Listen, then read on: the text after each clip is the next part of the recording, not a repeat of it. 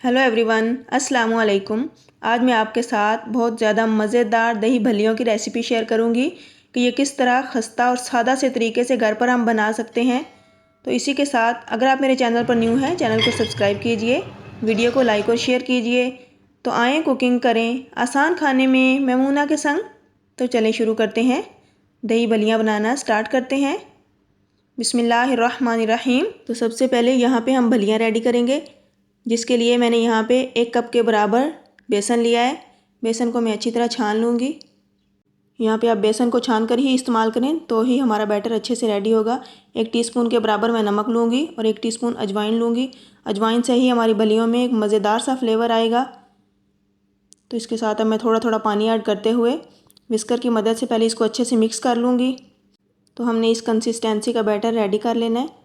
बस अब हाथों की मदद से हमने इसको फेंटना है और हमने इसको खूब फेंटते जाना है ताकि इसके अंदर एयर पैदा हो। ये जितना एयर बनेगी इसके अंदर उतने ही ज़्यादा ये फ्लफ़ी बनकर हमारी भल्लियाँ रेडी होंगी। 4 से 5 मिनट इनको फेंटने के बाद मैं इसमें 1 टीस्पून के बराबर बेकिंग सोडा ऐड कर दूँगी। तो अब चलते हैं नेक्स्ट स्टेप की तरफ। यहाँ फ्लेम मैंने लो रखते हुए ऑयल चढ़ा दिया गर्म होने के लिए। यहाँ मेरे पास केक डेकोरेटिंग पाइपिंग सिरिंज है, इसमें मैं तमाम बैटर डाल लूँगी और इनको बिल्कुल सीधा रखते हुए मैं इसके अंदर पीछे से हल्का हल्का मैं पुश करती जाऊँगी और ये भल्लियाँ बनाती जाऊँगी। तो जितना इजीली इसमें आ सकती हैं मैं डालती जाऊँगी। बस आपने इसको हल्का सा पीछे से पुश करते जाना है और ये खुद ब खुद निकलती जाएंगी और भल्लियों की शेप बनती जाएगी।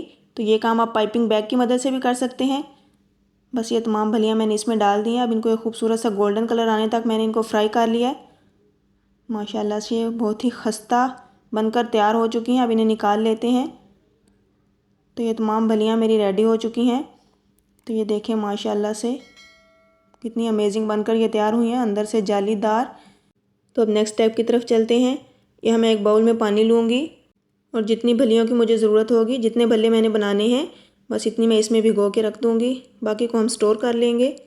इसे अच्छी तरह हम मिक्स करेंगे और छोड़ देंगे।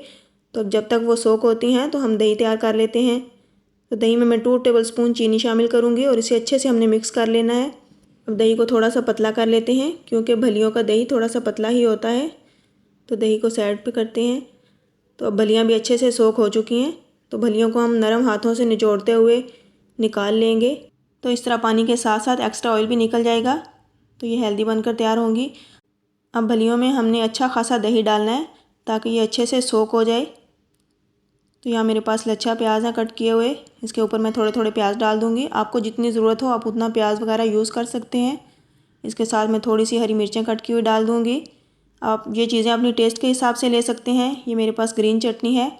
तो चटनियों की रेसिपी मैं अपने चैनल पर शेयर कर चुकी हूँ। ग्रीन चटनी की रेसिपी भी मैं शेयर कर चुकी हूँ। और ये इमली की चटनी है मेरे पास, इसकी रेसिपी भी मैंने अपने चैनल पर शेयर की। आप मेरे चैनल का विज़िट कर सकते हैं। तो बस जितनी मुझे इन चटनियों की ज़रूरत है मैं ये डाल दूँगी। आप भी ये चटनियाँ बनाकर रमज़ान शरीफ के लिए स्टोर कर सकते हैं। तो बस इसी तरह मैं तमाम इंग्रेडिएंट्स इसके ऊपर डालती जाऊँगी। यहाँ मेरे पास चाट मसाला है, ये 1/2 टेबलस्पून के बराबर है। मैं इसके ऊपर डाल दूँगी, अच्छे से स्प्रेड करूँगी। तो अब लास्ट में हमने इसके ऊपर पापड़ी डालनी है। पापड़ी से हमारी चाट की शान कई गुना तक बढ़ जाती है।